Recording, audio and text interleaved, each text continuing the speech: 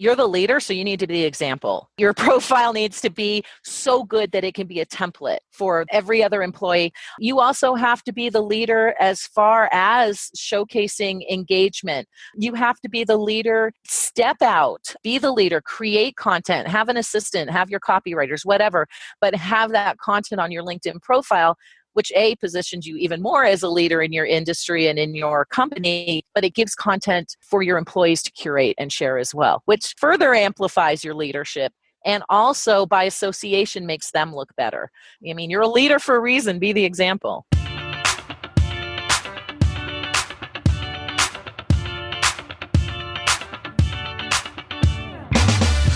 Hey y'all, welcome to Selling with Social, the podcast that helps marketers increase marketing qualified leads, sales reps to shatter sales results, and sales leaders to grow as leaders. Each show, we interview sales, marketing, and social media practitioners, leaders, and influencers to help you connect, close more deals, build stronger relationships with clients, and improve your sales productivity. I'm Mario Martinez Jr. You're now listening to Selling with Social.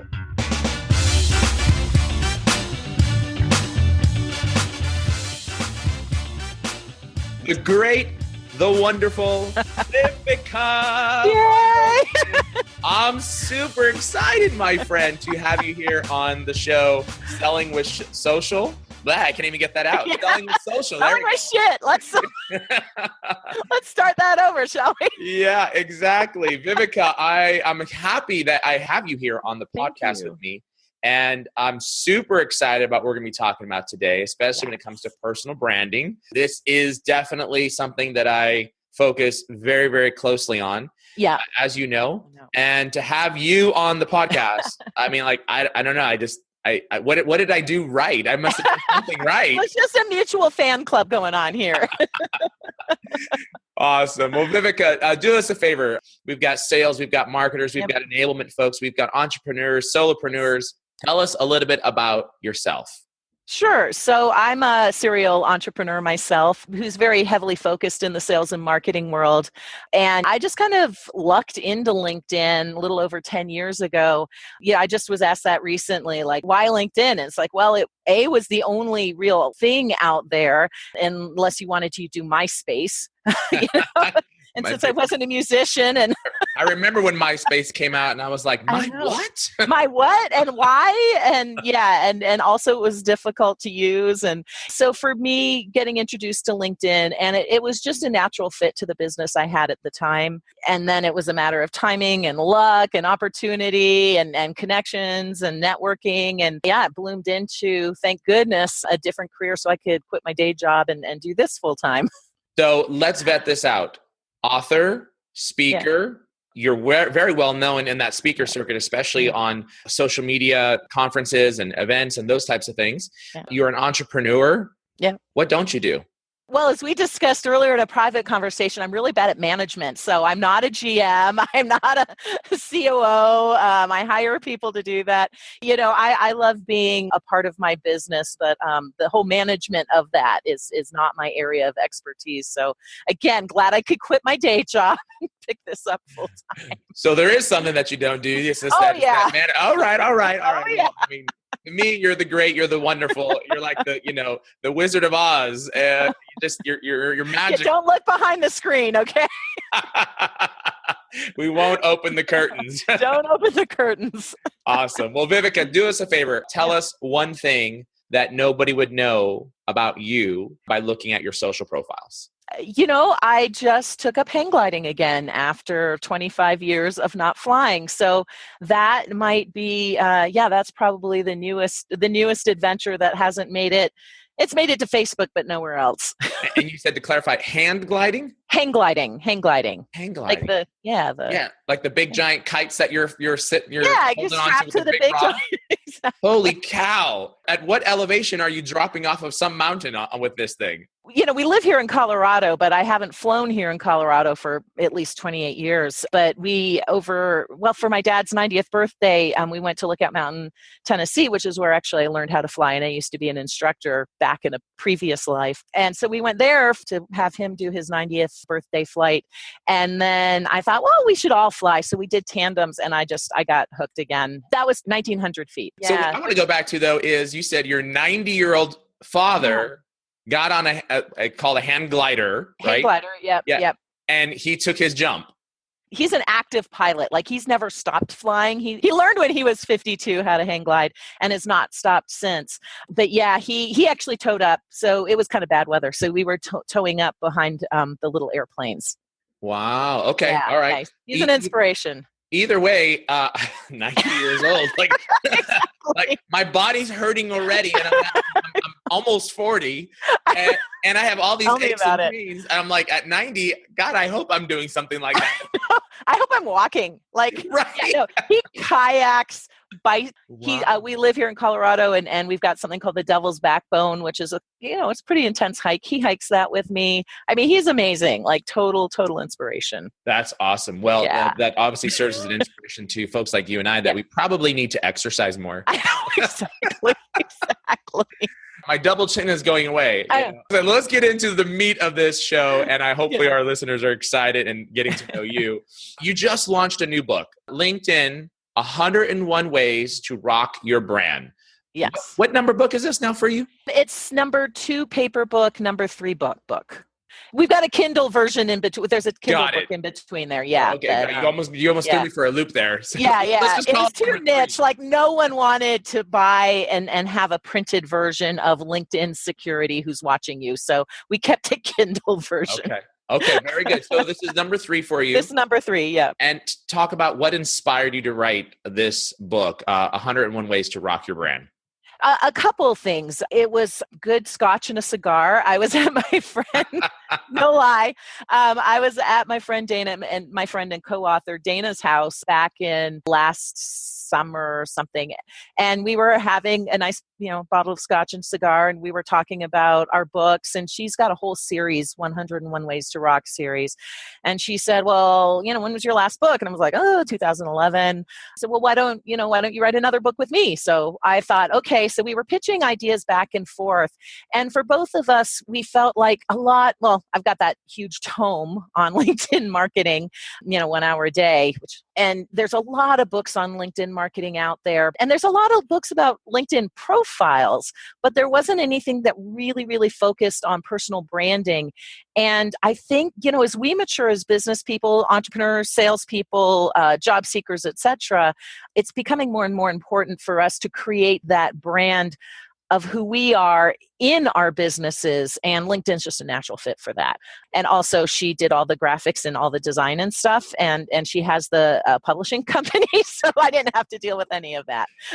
Makes it so much easier to be able to launch your book. So yes, I love the concept. You said, in the age that we live in, we definitely need to think of the concept on personal branding. We definitely need to execute on concepts of personal branding. And you talked about that as an entrepreneur, how it's so important, but talk a little bit about how this is a global item, a global issue that all individuals would need to address is personal branding, whether you're in marketing, whether you touch the customer, whether you don't touch the customer. I mean, maybe there's the whole internal concept of branding as well. Right. Why is personal branding so important?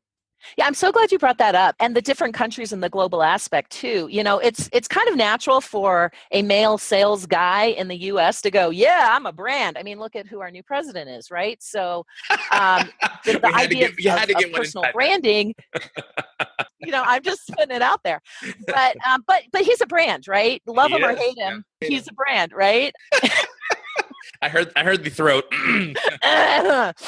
But he's a brand. Don't choke, my friend. About it. I know. And what's really interesting is, we then move into male-female, and women generally are not as forthcoming in the arena of I'm a brand.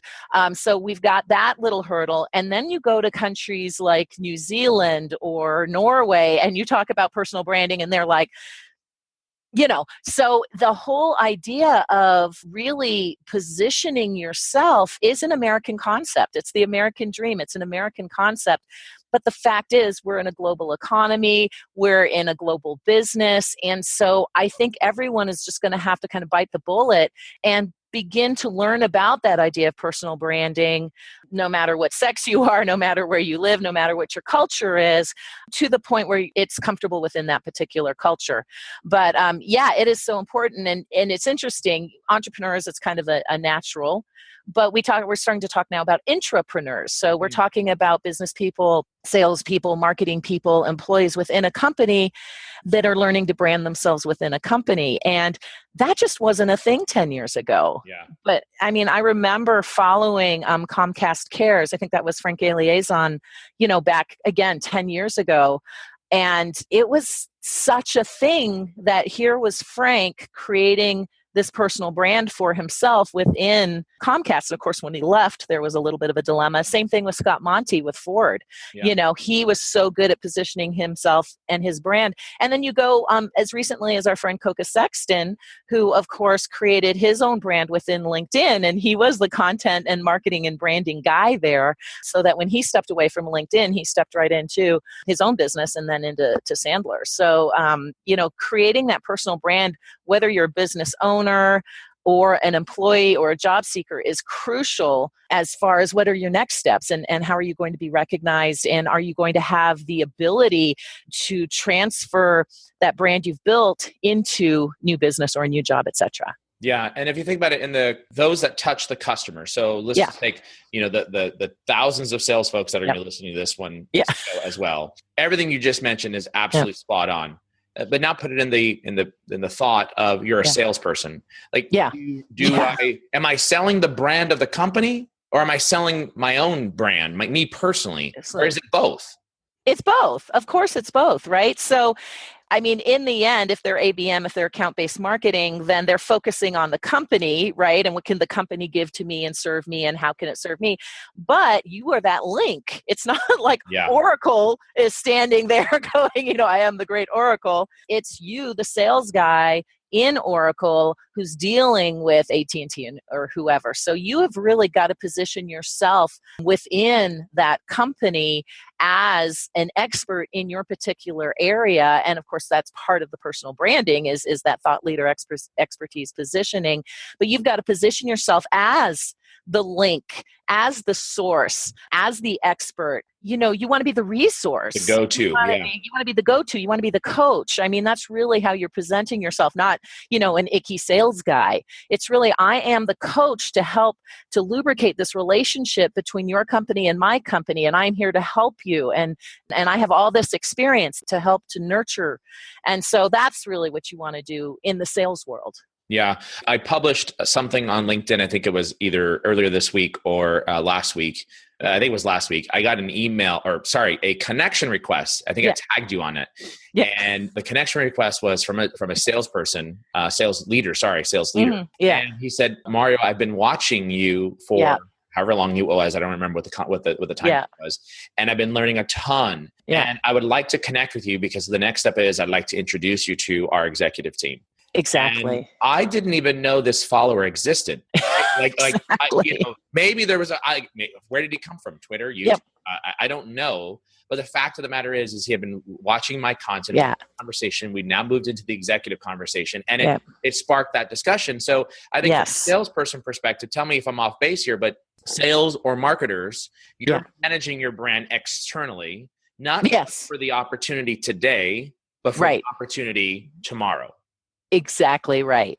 You know what? And there's a lot of enterprise-sized companies that get very jealous about that. And they're very concerned that, you're looking for a new job, you're positioning yourself for a new job. And in fact, I still hear, and it blows me away, I still hear business owners saying, I don't want my employees on LinkedIn. I don't want them branded on LinkedIn because then they'll get headhunted out.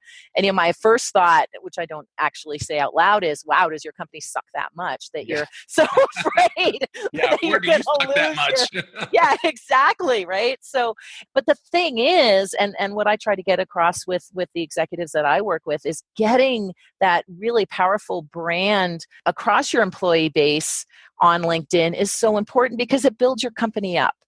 And yeah, they might leave one day, but in the meantime, they're building your company up and they're attracting more business, and they're making, the many different pieces are making the company shine even brighter, and they're creating a sense of culture in a company that might not have had a sense of culture before. So it's that jealousy around employees' personal branding is really inhibiting, and it's really old school. Yeah, it is the old school mentality, I think, Yeah. that we've taken, that buyers are going to come to a salesperson Right. because you're going to be filling a need. And that's true. Yeah. Buyers are going to come to salesperson on their terms, though. And they're going to be looking to work with the one that they can still, as people buy today, know, like, and trust. And that's exactly this right. branding aspect, the data and information is out there in the hands of buyers. Right. We just need to be out there in front, putting ourselves and establishing ourselves in this individual brand. It's funny you bring up this whole concept of sales leaders or business owners and being concerned about the use of social media to brand their individual employees. Wow, that's interesting. That's that mentality. I hear it a lot. Very old school thinking. Very old school. Tell me, this is what I say to folks. Tell me what you think about this. If you're not engaged socially to be able to develop your brand, to help your buyers and educate your buyers on how to solve their business problems, in 2 years, I predict that you will become obsolete. That's absolutely right. Because there's so much noise. There is so much noise. If you're not making any noise at all, you are absolutely, no doubt about it, you're disappearing. If you're making noise, maybe you get heard. You need to be the shining voice, right? You need to be that clear voice coming out of all that noise. But if you're not making any noise at all, if you're not existing anywhere at all in the social realm, forget about it. I remember 4 years ago when I started down this process of branding myself, my digital footprint was non-existent. Like if you Google Mario Martinez Jr., the real story is when I Googled Mario Martinez Jr., I clicked on images. It was my homeboy down from East LA who was tattooed up all over his face and earrings, like the size of $50 in his ears. That's what we saw. And I was like, oh my gosh, that's not what I wanted for my image. Now, today, if you Google my name, I take up all of page one. Right? Almost all of the images on the first scroll and a half. And then videos, my content's popping up. And so that's important because leaving that digital footprint, tell us why is that important to have a digital footprint, especially if you are trying to drive revenue as a business owner, as a salesperson, or even as a marketer. Tell us why would that be important? It's exactly what you just said, right? And for me, I'm fortunate that my name is, I'm the only Viveka von Rosen right now, I think, on the planet. My grandmother was the previous one, and she's passed now. But as far as I know, I'm the only Viveka von Rosen. So and unfortunately, my first name though, Viveka, is actually a really popular East Indian male name. So Vivekananda shows up.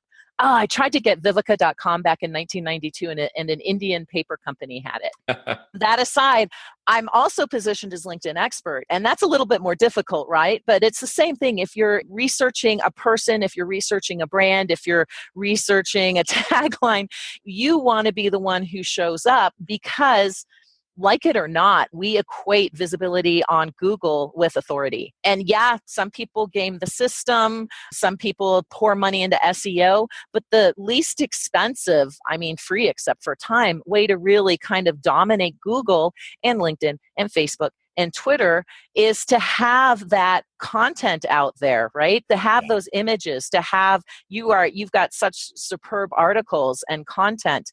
And it's not that personal branding and content marketing are the same thing, but man, they're two parts of a strategy or an effort as far as salespeople are concerned that can really propel you in front of other people. Because the fact is, most salespeople, if they were writers, they'd be writing books and they'd be English professors, right? Most people go into sales because they're not writers and they're not content creators. So if you can find a way, and content isn't just writing, by the way, if you can do podcasts, interviews, do book reports, I don't care. If you can find a way within your own industry to create content and bring that content into your personal brand, it'll help you get found. It'll help to position you as an expert. It'll give people something to read. They'll spend more time on you. They're already halfway sold before they even reach out to you, like that guy was who read your stuff. So it's so key. It's so important to take up that space, to take up as much space as you can in your industry. Yeah. And one of the things that I like to tell folks as well is when you go to do business with somebody, without a doubt, Yeah. before they buy, at some point in that sales process, the beginning, middle, or end, Yeah. they're going to look you up. They Because are. people still buy from people they know, Yeah. like, and trust. And hopefully at the top of the funnel, people are looking you up, right? Yeah. When you extend outreach. And it's so important to have this digital footprint because you want to serve up the content you want them to read. Exactly. Right? So have that up there. And I also tell sales folks, believe it or not, that when they publish information on social media, even if it's not their own content, Google and Yahoo and Bing are still indexing your status posts. That's right. That's exactly right. And you're showing it, even if you don't create, you're exactly right. Even if you don't create your own content, if you're a content curator, you want to associate yourself with the content that you're curating. So, even though I just made a political comment, you probably want to keep politics and religion and swearing and just kind of depending on what your industry is, you really only want to curate content that you think your key audience, the people who are going to help you build your business, whatever that looks like, are going to be interested in. That's kind of a no-brainer, but we've all had those drunken tweets, right? So it's just I have not yet, but okay. It's just me then. But I will tell you. Thank for the delete button. Yeah. Yeah, that's funny. No, but it's true. Actually, it's funny. Now on Twitter, when you Google as an example, my name, LinkedIn shows up number 1, Twitter shows up number 2, our website, and then it's YouTube and then Facebook. And interestingly enough, Twitter actually shows up instead of it just being the link with the little pieces of information. Right. It actually shows your last 3 or 4 tweets. Right. So cool. It's very impressive in terms of serve up the information that you want your buyer to see. So I that's some great discussion. But thinking about this book, there's a lot of books that are out there that talk about branding. Yes. And there's a lot of books about LinkedIn profile development. Right.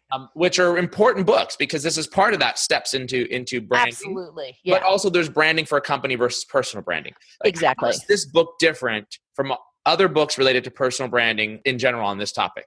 Well, it's the crossover book, right? So there are things about personal branding that maybe simply don't apply to LinkedIn just because of space or because of what LinkedIn will allow you and won't allow you to do. So there are some things that you can do to brand yourself on Facebook or on your own website that are just not even possible on LinkedIn.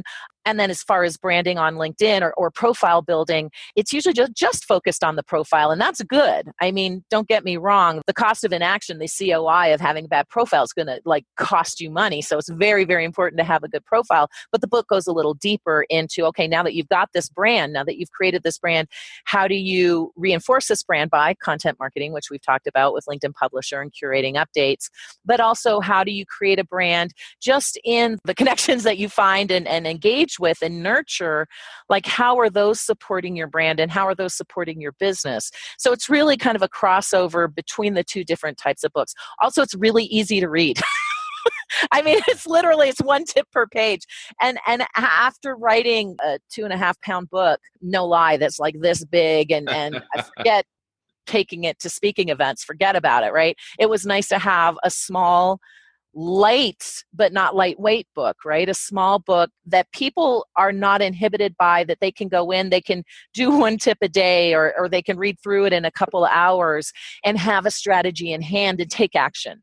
Because, all the books in the world are fantastic and you can't see them right now, but I've got a whole row of books that are the ones I'm supposed to be reading right now and then forget my Kindle, right? So you've got to take action. And that's why the book itself, which is rather lightweight in appearance, I get it, really is made to get people to implement. Yeah, very nice. And I think those are excellent strategy approach to folks that are super, super busy, right? Sales, marketers, and entrepreneurs and business owners. Who has time? Yeah, who has the time? But if you've got the easy read, which it is, it's a great book, easy read, you've got the ability to be able to take actionable steps to be able to think about what could I do differently? And how could I better serve my community by helping them and giving them the content and information and becoming an expert in the marketplace? So we'll talk more about this later on, but I highly encourage those to go out and get that book. Well, thank you. Yeah, you're very welcome. My friend. So And it's not called an hour a day, which like I was just when Wiley came out with that, I was just like, oh no one has an hour a day for LinkedIn. I mean, we do, but you don't go into LinkedIn thinking I'm going to spend an hour a day for the next 365 days doing this. Yeah. Yay So, for lighter books. Thinking about three things Yeah. that you want our listeners to walk away with, or not our listeners, but your readers Yeah. to walk away with from the book. Yeah. What would be those three things you want them to walk away with from the book? This is kind of redundant because I have a feeling anyone who's listening to this podcast already knows this, but know who your audience is. I think one of the biggest mistakes that people come into LinkedIn and such a big part of personal branding is who are you to your audience? So you have to know who your audience is, and helping anyone with a face, right? Or anyone with a computer means you're not going to help anyone. So really know who your niche is and focus not only your profile on speaking to that niche, but the content that you share with them speaking to that niche as well. So that's foundational. But it's key to having a good profile on LinkedIn is know who your audience is. The second thing is know what you do. A lot of us are jacks of all trades, masters of few or none. And so you don't want to come across that way on LinkedIn. And even if you look at my crazy ass profile, right? My crazy profile, I have taught university. I've owned a tax store for horses. I've run an experiential education program. I've run a co-share office space. I've sold used cars. So if you look at that, you would think, all right, I was a jack of all trades. But if you read the profile, you see it's always been focused on entrepreneurship, marketing, and sales. So you really need to focus what your gifts are and make that very, very clear. And that becomes just key to your personal brand. And then I think the third part that's important is creating that visual branding, because you've got the background image, which so few people make good use of. Like if they put anything up at all, it's mountain ranges and such, right? That has nothing to do with your personal brand. Unless, if you're an employee within a company and that's your territory, then maybe it is a good use, but it's better than nothing. Yeah. But, having a logo, having a good image. I mean, I know this is like LinkedIn profile 101, but how many times have you gone to a LinkedIn profile and this is kind of what you see over here, right? Half cut off head. Yeah, half cut off head. Here's my girlfriend. I'm going to cut my arm off over here. And really, with the new user interface, any kind of long shot image is useless because on the new user interface, the circle where your head is so small that you've got really have to have a close up. Because especially for salespeople, we go to conferences, we go to trade shows, we meet our clients face to face, and we want them to recognize us. And we want that first impression to be, oh yeah, he looks just like his picture. Not, holy crap, did she age 20 years and gain 40 pounds overnight? Like, is that right? Because all of a sudden there's a lack of credibility there. There is a lack of honesty, quite frankly. And that's and we got enough of that, right? As salespeople, we have enough of that. We overcoming that. The last thing we need is to walk in and someone go, yeah, no, misrepresented yourself. I can imagine how you're going to misrepresent your company. Sure. Yeah. I've seen many pictures where I get on the phone or a virtual conference, a video conference. And I'm like, whoa. You can't let the shock. You're like, hi. In fact, that happened not too long ago where actually I was having a meeting, a face-to-face with somebody. Yeah. And the picture that was online was a completely different picture from the person I saw. He even said, I bet you probably didn't recognize me, huh? And I was like, well, yeah, no, it would have been a little difficult.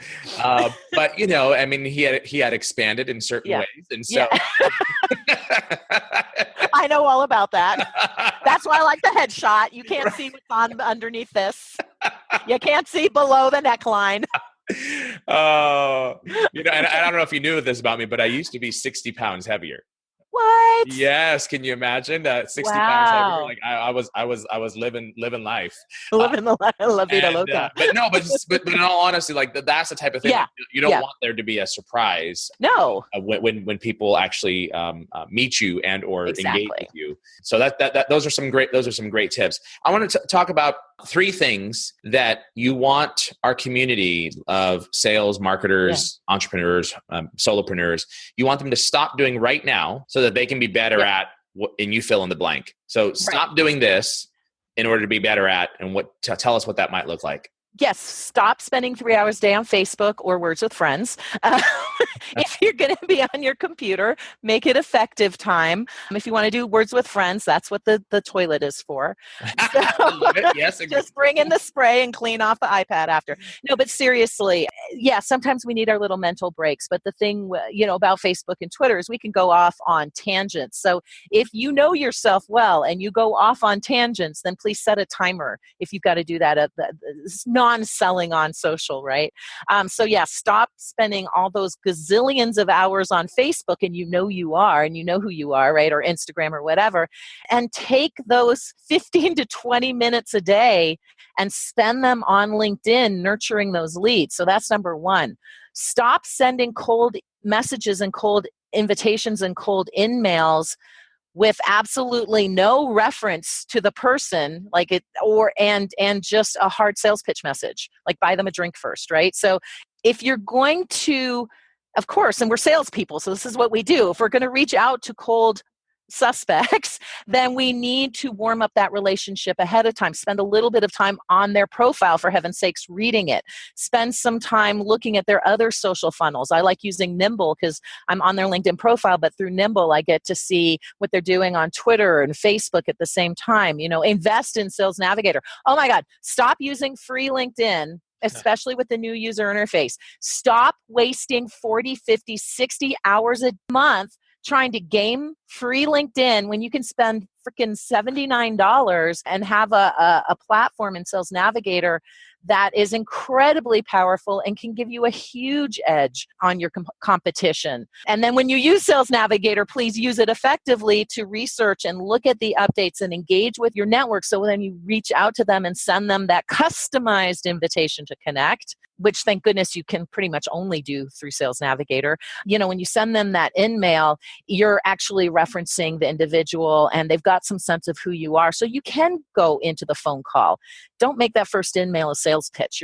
It's highly unlikely that you're going to sell something in your first in-mail, especially if the product or the service that you sell is more than $5. Yeah. So that right? the heck out of me. And you see somebody take the spray and pray approach on oh my gosh. And literally cut and paste it into an email. Dear sir. And the funny part is that when people usually tell me, I usually take my emails and I put them through an email. And then I ask this question. So let me just get this straight. Did you already send that same message through email? Yes. Okay. Right. Now you want that same message that didn't get a response to come out on InMail, which goes into their notification on their notification link. Right. LinkedIn, and they get a notification in their email box that someone sent them an InMail. So you just want them to get irritated times 3 now. 3. Is that what do I have that clear? Well, yeah, I'm missing something here. So that's a good point that you mentioned. Well, if it's crap one time, then 3 times the crap's going to work, right? Yeah, I mean, they might it's just triple negative. Yeah, more effective. They may just listen to me now. Because I'm going to talk even louder, so they have to listen to me. Yeah, it cracks me up, but also is discouraging. Probably 2 or 3 times a week, I get an in-mail and or a private message from someone who wants to help me use LinkedIn more effectively, or wants to help me with my profile, or wants to help me with my LinkedIn marketing, or wants to help me with my LinkedIn lead generation. And I'm just thinking, what, with the books I wrote? Seriously? Really? Anyway, or Dear Sir. Yeah. That's my favorite. Dear Sir. The other one that probably gets me is recruiters. And I think for all the listeners, we have a lot of people that are in the recruiting industry. Yeah. And what recruiters have done is they've literally do their searches in LinkedIn Talent. And they say, I'm looking for somebody with this quality, and this quality in this area. And it pulls up a whole slew of people. Yeah. And then they take a program and they send out just a canned spray and pray template. Yeah. Hey, Mario, I have a role, and this is actually, so I'm giving a keynote next week, and it's the topic of the keynote is your brand sucks. Right? Yep. And I love that. I have literally front and center an email with the guy's picture and name. He's going to be really embarrassed. Picture and name, and the actual email that says, hey, Mario, I was reaching out to you because I noticed that you probably meet the qualifications for an account manager role. I know. Let's just say that I was in the market for a job. That just happened, just was. Let me think. Last role, vice president sales. Yeah. Current role, CEO of M3 Junior Growth Strategies. Maybe, just maybe, I might be in dire straits and I need an account manager role. I don't know. Possibly. So when I saw that, it totally makes your brand suck. And today, you talked about this. You mentioned we live in this age of personalization. Yes. We go to Amazon, and Amazon turns us up cool stuff on our phone. Amazon's way smarter than we are. We go to Facebook, and what happens? We see a bunch of ads because we visited a bunch of different sites. Exactly. Hopefully they're all good ads. I.e., never do research for your client on your own profile. Fair enough. So that's a good one. Yeah. So because you never know what you're going to get. You can just imagine the screenshots in the background, right? Hello. Hello, bra fitting ad. Sexy underwear. Note to self: don't log in under Viveka von Rosen. Yeah. No, those are great points that you bring up, and I do agree with you. In this era that we live in with Amazon, Facebook, Google, we're just being served up. Buyers expect personalization. Yeah. And I think that's a great point. I love what you brought up, and I think your book will help individuals to really understand how to personalize things and become more personal to other people. Right on the outward. Yeah. At the same time, it makes you stop and say, what can I do differently? And helping to personalize my outreach to clients. Yeah. And that's another what to stop. Stop trying to connect to 30,000 connections on LinkedIn. I am, just because I've been on it for a long time. It's too many. Another reason I love Sales Navigator is it lifts me out of all that noise. I mean, there's just too much going on there. So my key prospects, which, I only have like 120 leads saved right now, because that's all I can actually manage at any given time. And as people drop off, I bring new leads in. But I don't have 10,000 leads saved on Sales Navigator because I really focus on the top 100 or 200 or 300 leads or 10 or 12. Stop making it a numbers game. This actually isn't Twitter. This actually isn't Facebook. It is not a numbers game in so much as if you've got too many connections, it actually inhibits your ability to communicate and engage and nurture the top 10%, Yeah. I don't think we need to go into your personal results on personal branding. It's very clear. I mean, you've put yourself into this influencer category. You're a go-to resource. You're an expert. You're a speaker at multiple events. You're my mentor as well. So let's think about it from this perspective. Client results. You've taught personal branding for a long time. Talk a little bit about maybe an example or two, or just results that happen of you teaching others about this concept of personal branding. Sure. So the one that always comes to mind, because she's a personal friend, but she's also a client, and it's Sue Zimmerman, who's the Instagram expert. So she's to Instagram what I am to LinkedIn, and she is the queen of personal branding. So she does personal branding better than me, and yet, when we went to LinkedIn profile, and this happens so often, especially if you're more B2C than B2B. Yeah. And yet when we went to her LinkedIn profile, it was okay. It probably wasn't costing her any business, but it certainly wasn't getting her any business. So within about an hour, we were sitting down at her kitchen table, like midnight, because the woman will not stop. And we're just making changes to her profile and adding keywords and adding background images and adding testimonials and things like that. Before I left Boston, she'd already gotten a request for a speaking gig. And she'd never had a request for a speaking gig through LinkedIn before, which of course, if you're a speaker, LinkedIn is so important. I mean, that's where the event planners are, because they can find you more easily on LinkedIn than on other social networking sites. So right away, I mean, within an hour's work, she had inbound traffic coming in and people asking her to speak and do podcasts and do all this kind of great stuff too. So, that's just a whimsical, but she already had her personal brand developed. I worked with another woman. She already had a good brand, and actually she had pretty good LinkedIn brand, but she wasn't making the best use of publisher. So we actually put in a strategy where she writes great posts. She's a great writer. So she had all the pieces, but we hadn't tied it together yet.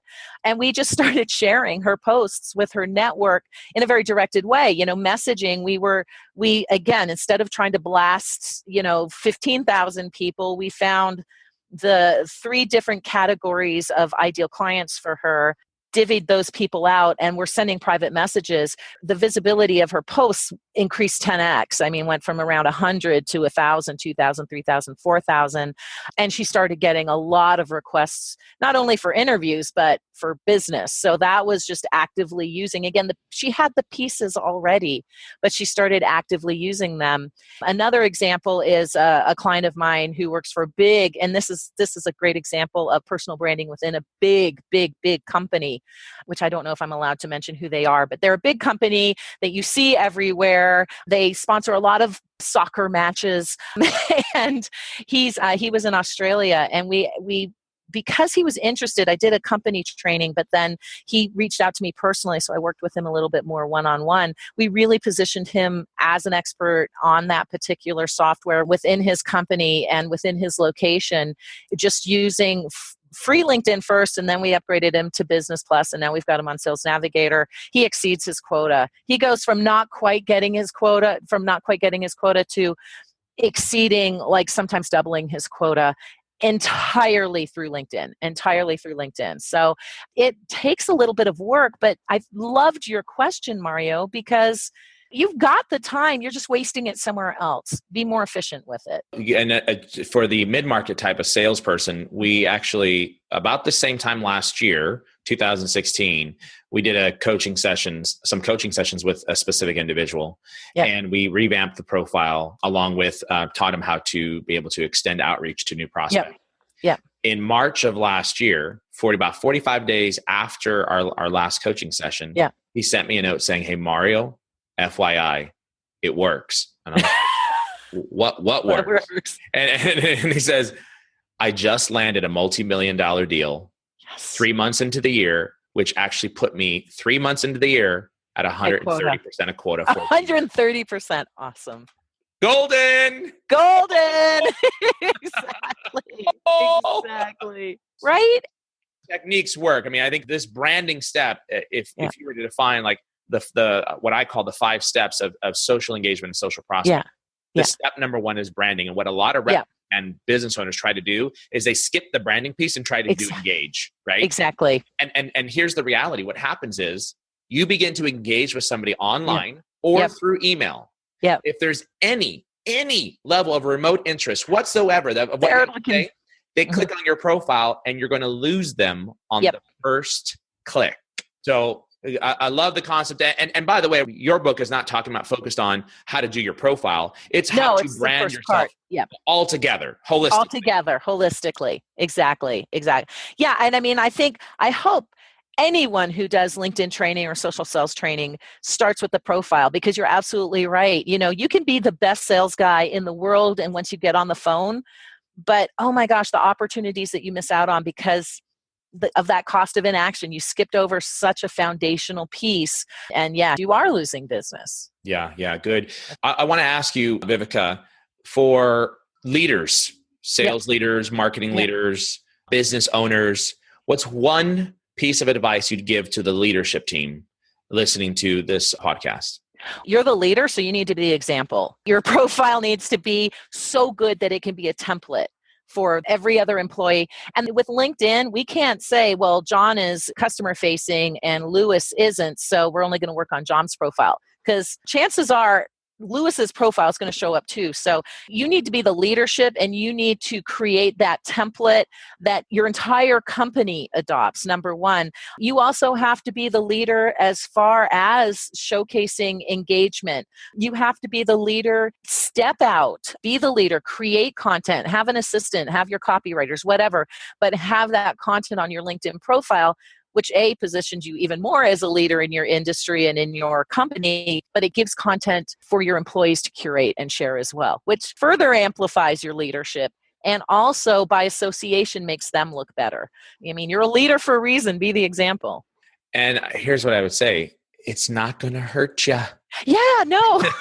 It actually might. If you're a VP and you aspire to be an SVP, if you're a manager and you aspire to be a director, if you're a business owner and you aspire your company to actually double in size, it might actually help you. Go figure. I love it. No, we do all this for fun because I have nothing better to do. Exactly right. So I know we're coming short on time here, but there's a couple questions I want to get out. If someone wants to connect with you, reach out to you, ask you any questions, what's the best way for someone to contact you?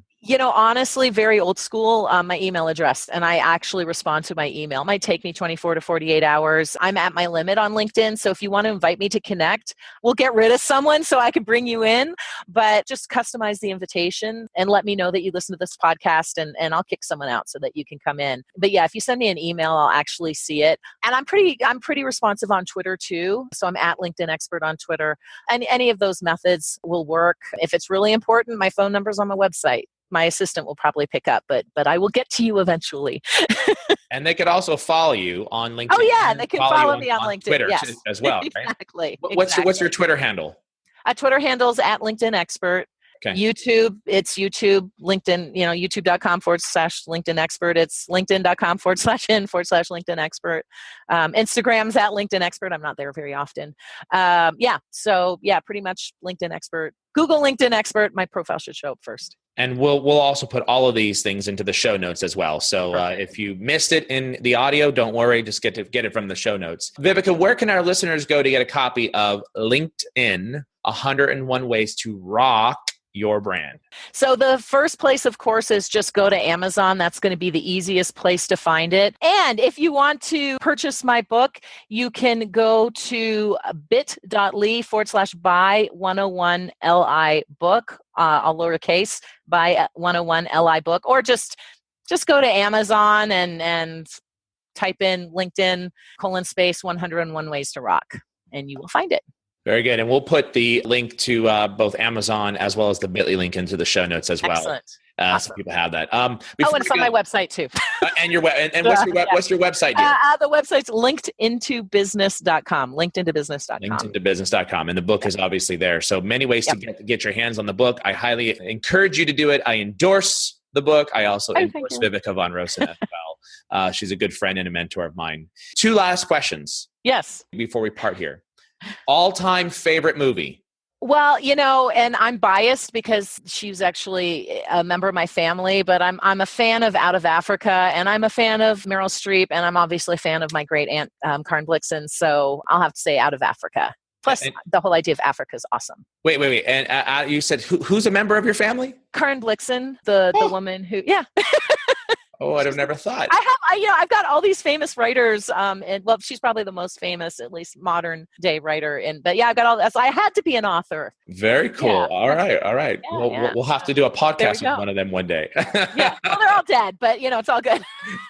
Oh, well, so all the famous they're all dead. Yeah, all the famous people are dead. Now it's just me. Now it's just you. The spotlight is on you. All right, last question. Your favorite motivational quote?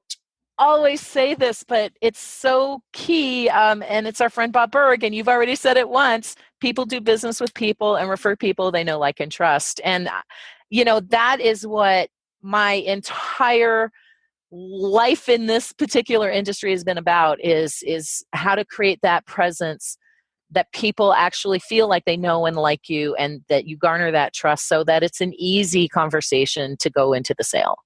I love it. Well, Viveka, I really, really, really want to not appreciate you. I really thank you. Appreciate me all day long. I appreciate you joining the podcast. Thank you so much, my friend. This has been such a privilege and an awesome discussion to have you on the show. It is great. We'll be launching this podcast out, and everybody who's listening, stay tuned for an additional message. Viveka, thank you so much. Love you, and great to have you on the show. Thanks, Mario. Thanks for listening to the Selling with Social podcast. I'm super pumped that you are our guest today. Here's what I want you to do right now. Go to jr.com/podcast and support our podcast, please, by distributing it out anywhere you can get it to on social. And don't forget to subscribe to us on iTunes. You'll find all the instructions there on the site on how to subscribe to the Selling with Social podcast. Until the next show, keep on rocking. Mario Martinez Jr. out.